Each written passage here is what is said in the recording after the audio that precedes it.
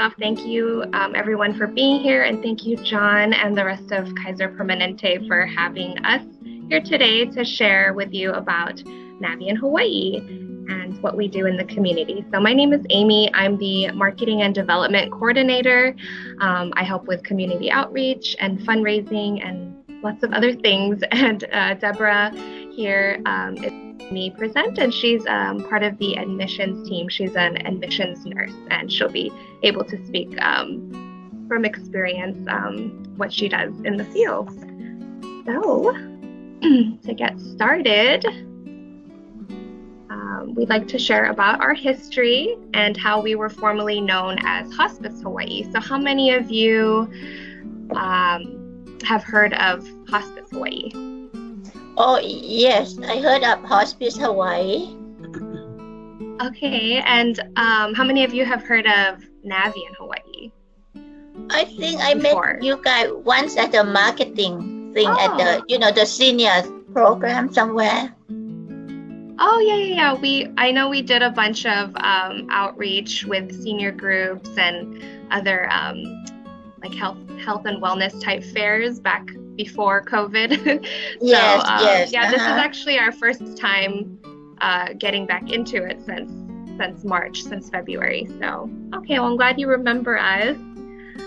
So, as you may or may not know, Navian, Hawaii is formerly known as Hospice Hawaii, and just wanted to share a little bit of background on our history. So we started in 1979. A group of visionaries formed Hospice Hawaii, and the purpose was to care for people with life-limiting illnesses, providing relief from suffering, emotional support, and to provide the family with hope.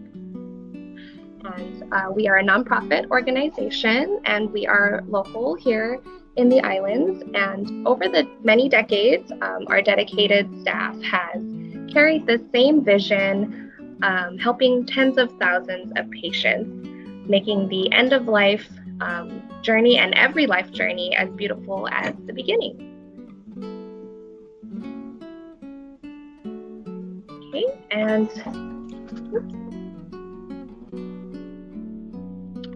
so right, in 1979, so we've been around for over 40 years, our 11 visionaries signed our Articles of Incorporation, creating a volunteer organization to bring hospice care to the islands. In 94, we opened our first hospice home in Kailua, which we now call the Kailua Home. And in 2000, we started our hospice program on Molokai, an island that was previously underserved. We launched our Manaolana Keiki, our specialized pediatric hospice care program, in 2011. And in 2014, we started our hospice program on Lanai. In 2017, we launched our palliative care pilot program, and we were fully operating that program in 2018. And here we are 40 years later, and we're still committed to serving our island communities. Amy, could I ask why you changed the name to Navian? Oh, good question. It's we're coming up on that right now. Oh, okay, all right, yes, okay. That is a very common question, so we'd like to go over that. Okay. So, although Hospice Hawaii was a household name, especially in the healthcare industry, the word hospice was a little scary for those who didn't quite understand what it was, or they felt that they weren't ready for it. So when we introduced our new integrated care program, or palliative care, through Hospice Hawaii, we found that people were walking away from the support they need and deserve because of the fear associated with the word hospice. And so even though they were eligible for hospice, they were a little afraid of the word and would come onto service too late, not being able to fully utilize the hospice benefit and make the most of the time that they have left with their loved ones. And so we made the decision to change our name to Navian, Hawaii, and so that we'll be able to support everyone, no matter where they are on their life journey. And you might be asking, what is Navian? why Navian? What is that? What is that word? So the purpose of our new name is to encompass our purpose to provide care for every life journey. And the word Navian stems from the words navigator and guardian. It's a made-up word. Yeah. And we are grounded in our vision to support and advocate our patients in the roles of being a navigator and a guardian. So like navigators, on a voyaging canoe, our care team helps navigate out of the storms of uncertainty to calmer and brighter seas. And as guardians, we protect the personal wishes and values of everyone in our care. And so it's a very beautiful message that we try to spread with our new name. And with that, we've also introduced a new pillar of service, which is integrated care, designed to alleviate pain and challenges patients face both physically and emotionally when living with a serious but treatable condition. So here is kind of an overview of Navian Hawaii, I guess you can say our parent company, or the overarching name, and we are comprised of two distinct pillars. So Navian Hospice Hawaii, which serves our hospice patients, and Navian Integrated Care Hawaii, which serves patients who are still receiving curative treatment. Does that answer your question, Rennie? Yes, and okay, I know you will explain the difference between these two. I will wait. Yes, and we'll go a little more into detail about these two pillars too. Okay, all right. Thank you, Amy. And I'd like to have Deborah take over to talk about first our hospice care program. Good morning, everybody. Can you all hear me okay now? Maybe a little bit louder would be better, Deborah. I'm going to lean in a little bit and talk a little bit louder. Is that better? Okay. Yeah, it's better. Okay, good. So my name's Deborah, and as Amy said, I'm one of the admission nurses at Navian. And I'm going to talk a little bit about hospice care first, and then I'm going to talk a little bit about the integrated care program, okay? So please feel free to stop me. If you have questions, I'll pause at the end of each slide and give you a second. But you can ask me questions at any time, okay? So I'm going to start with talking a little bit about the hospice care program. And I don't know if you've had any opportunities to be familiar with hospice care, but it's really, it's care for people that have made the decision that are living with a life-limiting illness, and they've made the decision to focus on comfort and symptom management in their care, and have their care delivered to wherever they're living, whether that be in a home setting or a nursing home or a care home. The care comes to them, and most of the time people have made a decision not to go back to the hospital, that they want to have the care come to them instead. So we set up a team of people, and the team's responsibility is to help the patient and family be able to have their care at home. So our team consists of a 24-hour nursing service. So we have a regular care team nurse that basically works Monday through Friday, kind of 8 to 5, and that person is very familiar with the patient and family. But if something were to happen after hours, we have nurses that are up and working all through the night and can come out and visit patients. The same with weekends. The nurses are, their care and their support is there 24 hours a day for people. They don't come out and stay in the home. They do visits. They teach the family how to do the care, and then they support the patient and family for any needs that they might have, whether they're medical, psychological, emotional, spiritual. They try to help support the family.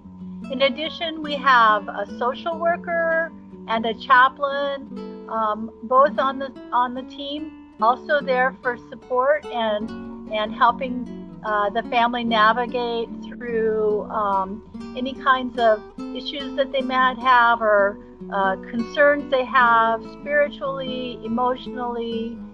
Certainly if there's any kinds of legal paperwork or any kinds of support needed, that way the social workers are helpful with that. And we have doctors that are also on call, available, also 24/7. So if there's a problem, if there's a concern with the care as far as the medical, maybe there's symptoms that arise in the middle of the night, instead of having to go to the hospital, our nurses can talk with our doctors.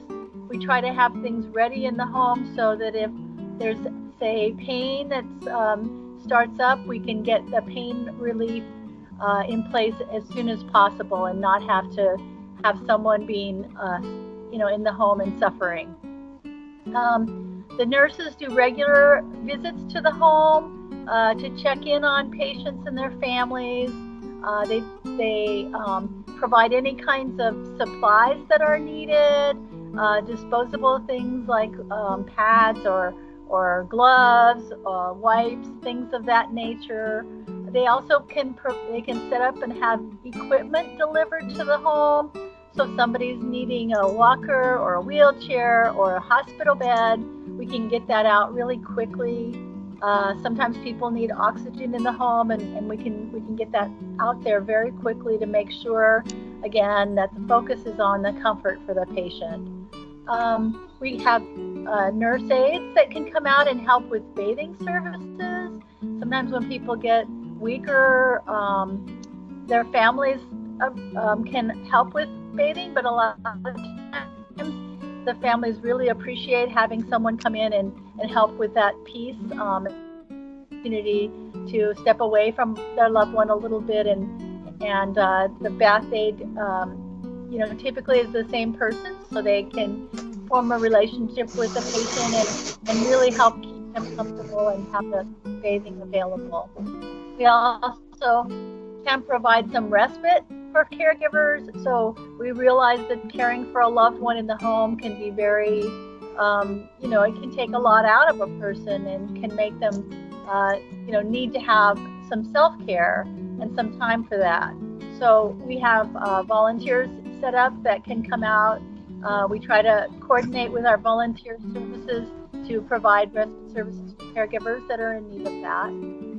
And then another piece of this team is that sometimes people are still working through what they want to have for their advanced care planning. And this is an area where, it's important that families and loved ones understand what the wishes are of patients and during these kinds of things. And so we try to get a plan made up in advance of what a person would want in the event that they're not able to make decisions for themselves, so that everybody is on board with what the patient's wishes are, and we can honor those wishes. We also have some complementary therapies, like massage therapists that can come out to the home. Sometimes we can provide pet therapy. We have some art therapy that we can do with people.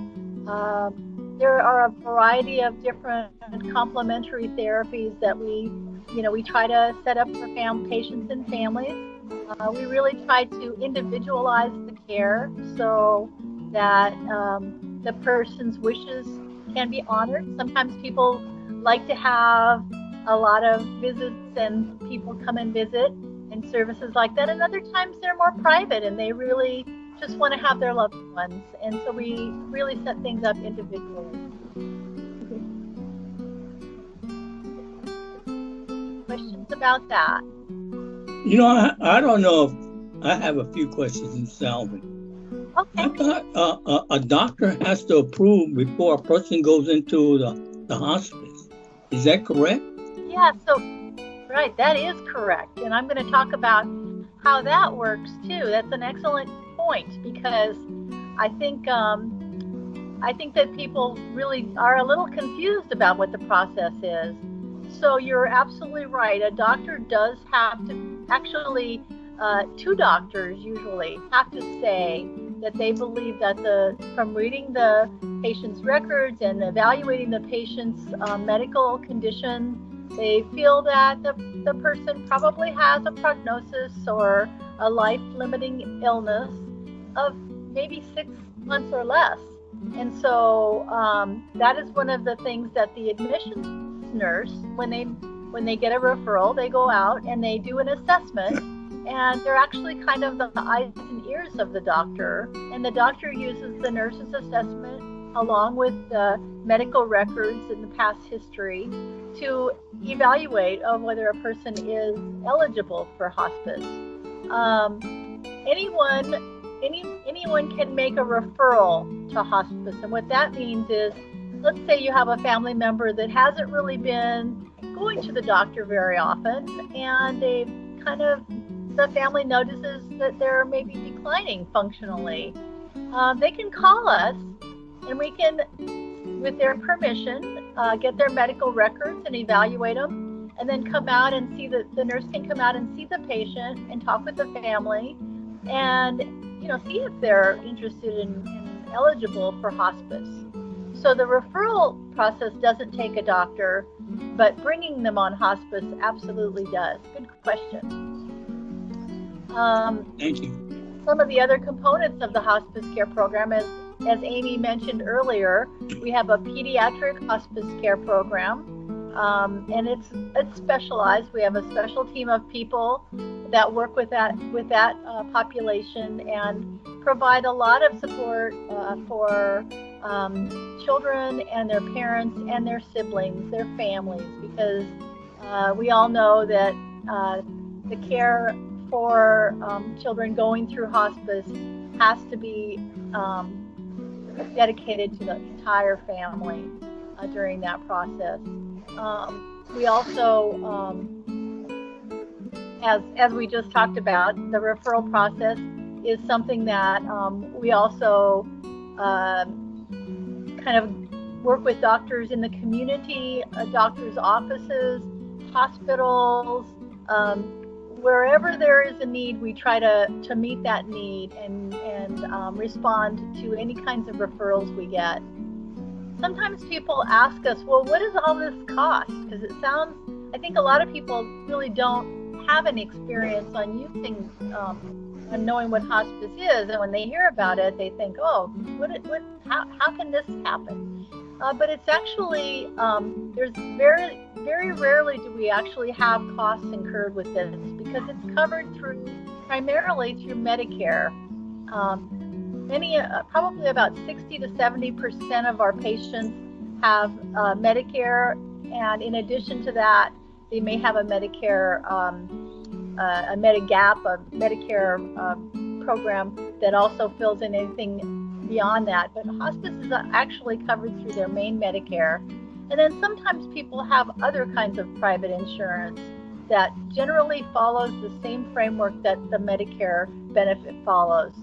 So, we're talking about coverage for that hospice team of the nurse, the social worker, the chaplain, the bath aide, the medical director, doctor, the volunteers, the complementary therapies, equipment, supplies, medication. All of those things are included in the Medicare benefit, and most of the time insurance covers the same kinds of coverage, and so there is no cost for those. If there is something that's outside of the benefit that has a cost to it, that is something we would discuss with patients and families at the time of admission, and that's a conversation we would have. It's not something, they're not just going to get a bill for something down the road. We really try to be upfront and make sure that all of that is clear during that process.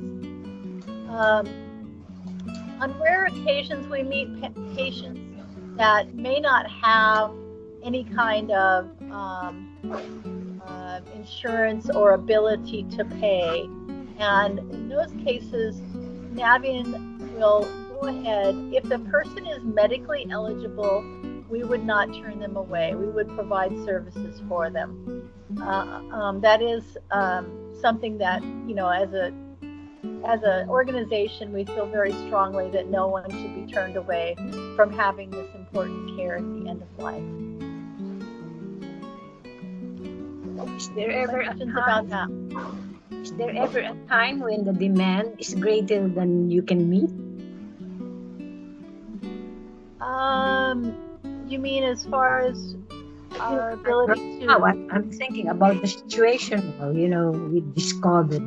And you had people, families, patients who have asked for, or who felt they needed hospice care, that were recovering from COVID or had mild cases of it.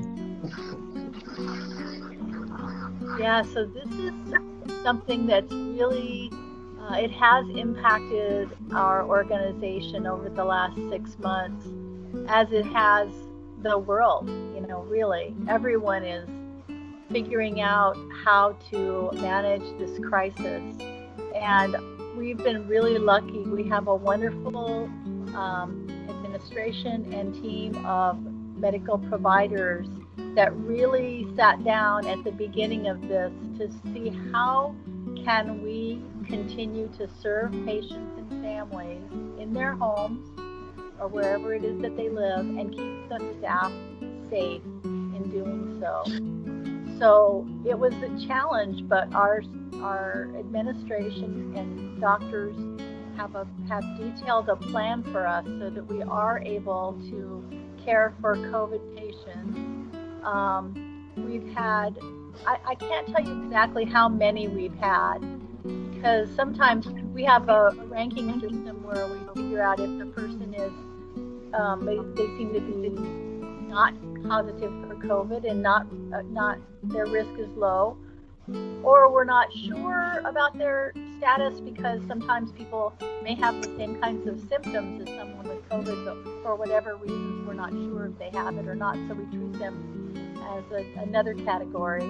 And then we've actually had patients that are in the hospital or that are home that are positive for COVID, and we, providing all of the medical pieces are in place, we can care for them, and we have excellent access to personal protective equipment so that our staff can stay safe when caring for them. So I feel like we've done a pretty good job of meeting that demand and caring for these patients and being there for them and their families, because most of the time when people are in the hospital with COVID, they really can't have their family visiting, and so many times they want to be home so they can have their families with them in their home.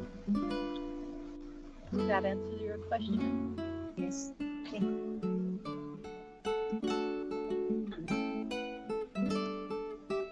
I have a question. How big is your facility?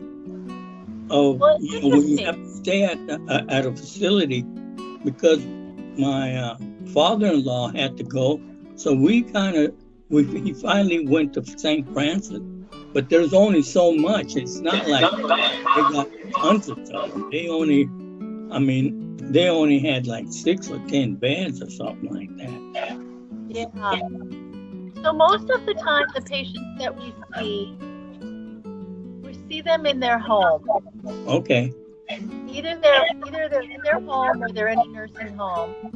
And we have, so as far as our office goes, we do have an office, but most of our staff, most of the clinicians work out in the field, because they're out in people's homes, they're in nursing homes, they're going to hospitals, they're out where the patients are. We have a very, Deborah, are you on your phone too? No, I'm not. Oh. I think if we're not speaking, maybe we can mute ourselves. Okay. So I was just going to say, we have Hospice Hawaii. One of the unique things about us is that we actually have a hospice home, and it's the only one like it on the island. it's a home in Kailua that has 5 private bedrooms, and we are able to take people there. We have 24-hour nursing. It's very unique because having a hospice inpatient unit is, for us, it isn't something that's covered through most insurance. So sometimes when people come there, they have a special kind of insurance that might cover it.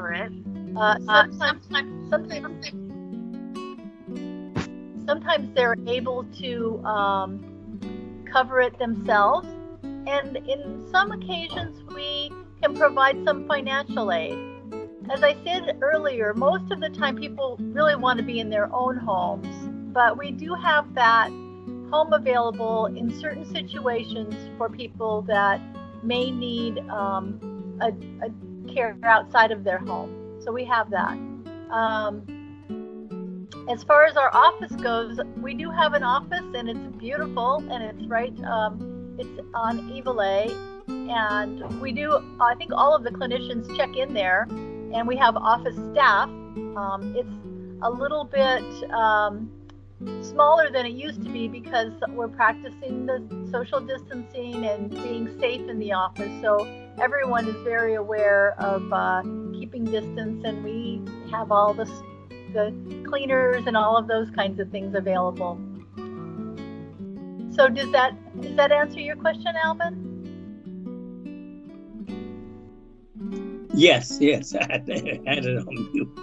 Okay, I don't want to talk too long. Sometimes I do that, so I'm going to move on to this slide. And this slide is kind of just a graphic to show what I've kind of been talking about, that patients and their families are at the center of the care.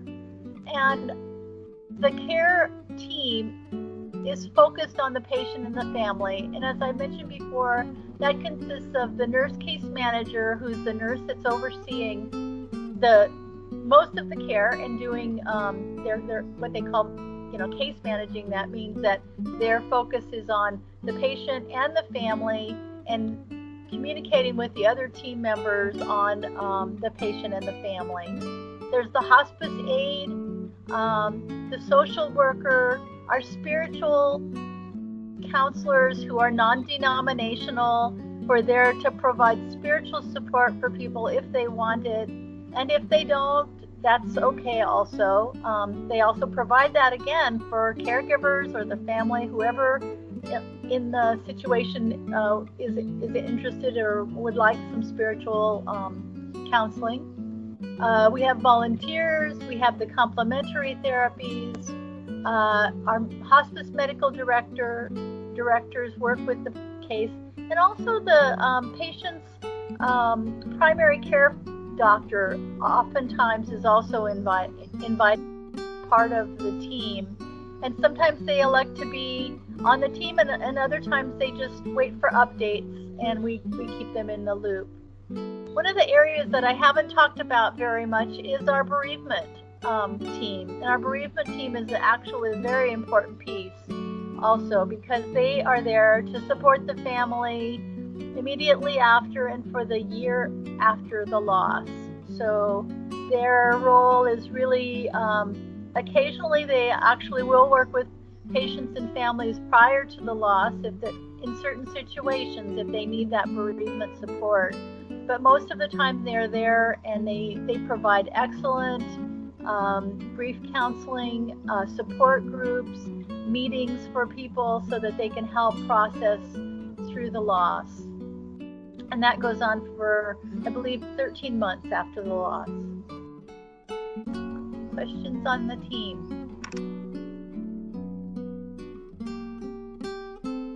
Okay, we can go to the next slide.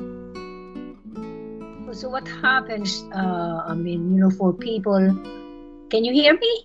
Yes, I can hear you. Okay. My question is, folks who are staying in care homes, do you provide care? Do they contact you as well? And then do you go out to those care homes? And say, for example, what comes to mind? I know people who are in Arcadia, who are in the one in Kapolei. I forgot the name. It has a long name. And so if the residents there need hospice care, do you go to those facilities? Yes, absolutely. Whether they're in a care home, a foster care home, whether they're at a skilled nursing facility, assisted living, wherever their residence is, our team can go. And it's a little different when they're in a skilled nursing facility because we really coordinate with the staff there, because in a home setting it might be family or loved ones that are caring for the patient, but in a skilled nursing facility there's nurses and nurses aides, and so our team really coordinates with whoever is taking care of the patient and the patient in whatever setting that they are in. Okay, thank you. You're welcome. So we're going to talk a little bit about the Integrated Care Program now. And the Integrated Care Program is something, as Amy said earlier, that's only been around with us for a few years. And our leadership at Navian saw the need to fill a gap between people that are getting aggressive care and they have an illness, and when they're ready to come on hospice care, and they developed this palliative care program for people that are still have a treatable medical condition, to help provide a little extra care for them and resources for them while they're on that journey. So the name of the program is called Integrated Care, and it can help with pain management and help with specialized support. And we'll talk a little bit more about what that care is. But it's prior to hospice care. And it doesn't cost anything, and it's not something that comes through an insurance program. It's something that Navian does on its own, and really we provide this service to help people while they're going through their medical condition. We'll do the next slide. So this is also a kind of a graphic that shows why we came up with the Integrated Care Program. And what it shows is that people oftentimes kind of have some sort of event that maybe puts them in the hospital, and then they come out of the hospital and they go back home, and maybe their functional level is a little bit less than it was before, or they've got some sort of situation where they're just not doing as well as they had before. If they don't have any services available, sometimes what ends up happening is they end up going back into the hospital again. And this kind of, creates sort of a vicious cycle because they have needs that aren't being met by the hospital system. And so what we found is when people call us and they have, let's say their loved one has had some sort of crisis or some sort of event that's caused them to be in the hospital system, but they might not, be ready to talk about hospice care, but they need some extra support. And those are the times when we would send a nurse out and we would evaluate them and talk with them about maybe they'll want to talk about hospice, but maybe they won't, but see what their needs are. Sometimes they might have some needs where they want to talk about making an advanced directive, or sometimes they're having difficulty, maybe they need some equipment in the home and they're having difficulty figuring out how to get that, or they're having difficulty sort sort of negotiating the healthcare system, contacting their doctor. Maybe they're having a lot more pain and they're not able to communicate that to their doctor. So we have the two people that are on this team that make up our team are a social worker and a nurse practitioner. And they meet with the family, the patient and the family or the loved ones. And then that's when they talk about what's going on and what can they offer to help them through this time. As I said before, sometimes the advanced care planning is really helpful.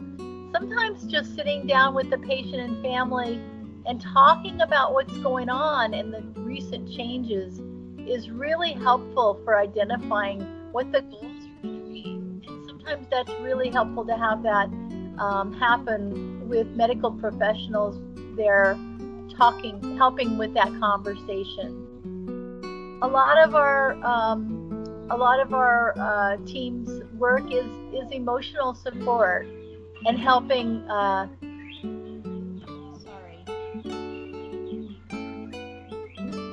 Sorry, I'm sharing an office with my husband. Providing assistance with types of paperwork, and then also talking about what's going on with the particular illness. And that's where our nurse practitioner can come in pretty handy to help, talk about what's going on and how the disease might be advancing. They also do some community education so that, things like this, so people have an understanding of what we can offer as far as the integrated care or the hospice benefit. So that's kind of in a nutshell about what the integrated care team does. So we have the hospice line of care and we have the integrated care line. Those are our two lines. Any questions on that? No, but I have a question about costs. Costs. Okay. Yeah. You said that there are patients who might live past the 6 months. Oh. Just assume. Okay, so then what happens? Is that person required to do a refund or reimbursement of costs? No. I'm sorry, I don't think I did a very good job of making that clear, so let me make that clear. So the person would not be responsible for any cost. And what happens is our team is, every visit, the team is evaluating how the patient's doing. So let's just talk about hospice care. A person has to be eligible to come on hospice services. So when the nurse is visiting, they are seeing how the patient's doing. And so they're going to be looking at, is the patient still continuing to stay the same or to decline? But then sometimes we see people that actually do better and they start improving, and we notice that they may not be eligible for hospice anymore. And in those situations, they might work with the family and say, well, your situation has changed a little and we think that you're probably not eligible for hospice. And sometimes we talk about it as graduating off of hospice. But if that doesn't happen and the patient's sort of staying the same or declining a bit, then that we would continue to document. And as long as they meet eligibility for hospice, they can stay on. Even if it goes past the 6-month mark, they can stay on hospice as long as our nurses and doctors are assured that the patient is still eligible. They are still able to be on hospice service. That's part of the Medicare rules. So we would never go back and say, well, it's been this amount of time, so you're not eligible, so you have to pay for it. That's never part of how we would talk about that. Every visit, they're going to be talking about how they're doing and getting that information from the family of How are they doing today? How's this last week been? How much are they eating? Are they sleeping?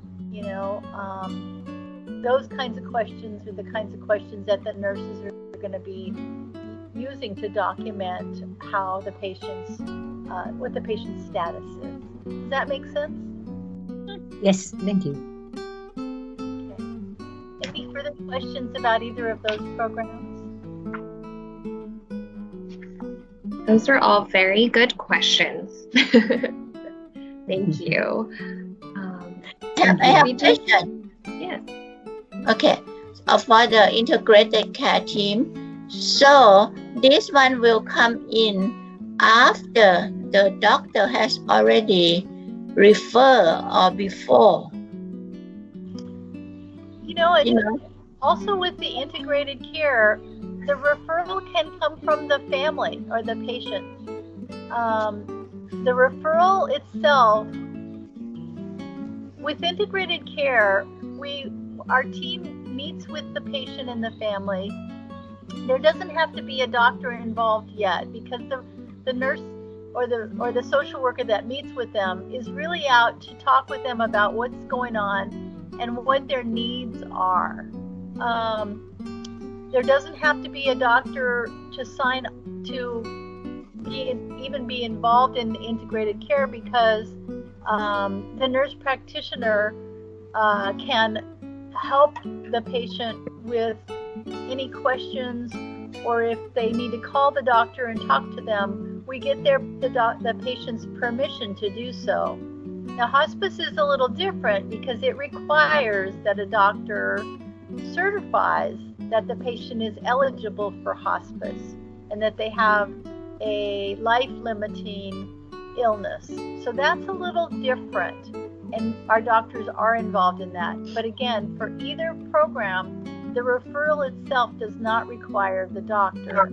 The referral is what tells us that the patient wants more information. So another follow-up question: at what point the caregiver would contact you for the integrated care team to come in? At any point that they feel that they need someone to talk with, so at what point that this integrated care team will come to visit the person? Yeah. So usually it's the person has an illness that they're working through and need the emotional support, or they need, you can see some of the things on the screen, advanced care planning, discussions about what we call goals of care. And that means, like, when a person's having care, what they want to have out of that. When you're talking about someone with an illness that might get better, then their goals are to do everything and get well. But sometimes people have illnesses that we know aren't going to get better, and so they have to talk about that. And that's where having the medical professionals come in and talk with you is really helpful. So it's kind of, when we talk about the integrated care program, we really don't have, if the only criteria that you would need for calling about that would be that the person has needs and they have a medical condition that is treatable, or maybe they're at that place where they're not sure if they're going to do any more treatment. And it would just invite our team to come out and talk with them about what's going on. Oh, okay. I hope that makes sense. Yeah, so have to be with the illness, serious illness, and not just the aging process. Yeah, it would probably be best if that person called with a serious illness, because that's really the kind of support that we're used to giving. Yeah. Okay. I hope that answers the question. I know I don't need to sound vague. If you have any questions, please let us know, and we'll talk about it extensively afterwards too. Okay? Okay, thank you. Okay, thank you so much, Deborah, for going into great detail and clarifying a lot of these key points. I wanted to show you a video that we put together last year when our new name Navian Hawaii launched, and it kind of gives a good picture of our 2 pillars and why we changed our name. Oops, where did my mouse go? Okay, there we go. With every new life, a new journey begins. Each of us is on a journey of our own. How long will our journey last? All we can do is treat every moment as precious. 40 years ago, a group of visionaries sought to make the end of every journey as beautiful as the beginning. Together, they created Hospice Hawaii. By freeing people from pain and anxiety, energy, clarity, and hope returned, bringing reassurance to them and their families. Over the decades, we've provided end-of-life care for tens of thousands of people, helping them to celebrate the joy in every moment. Now we're adding integrated care, a new service that provides specialized help to those with serious illnesses before hospice care is needed. Integrated care adds an extra layer of support in addition to the curative treatment patients continue to receive. As we expand our services to provide care for every life journey, our name will also be changing to Navian Hawaii. Formed from the words navigator and guardian, Navian exemplifies the valuable role each staff member performs. As navigators, we provide clarity and guidance through times of uncertainty. As guardians, we protect people's wishes. Under the Navian Hawaii name, a new journey is about to begin. A journey to improve the lives of Hawaii's people, to celebrate every one of life's moments, and to always navigate in the direction of hope.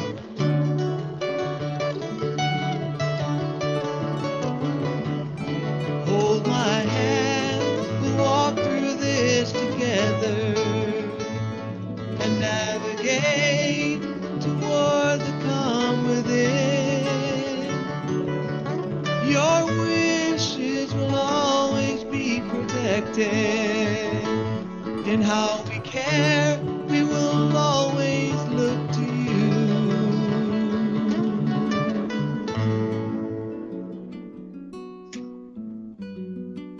Oh, okay. That song was actually written by Bobby Medeiros for our launch of Navian Hawaii, and I think it's so beautiful. Okay. Don't need to watch that again. But yeah, thank you, everyone. We just want to, rest assured that our core values will remain the same, even though our name has changed. Who we are has not changed. We're still the same nonprofit community organization, and these changes will only open ourselves up to new doors, new opportunities, allowing us to help more patients in need and serve the overall community in order to stay true to our mission, which is to bring hope, reduce fears, and impact lives. And that comes to a close of our presentation. If you have any more questions, feel free to ask them. You folks had such great questions, so I want to thank you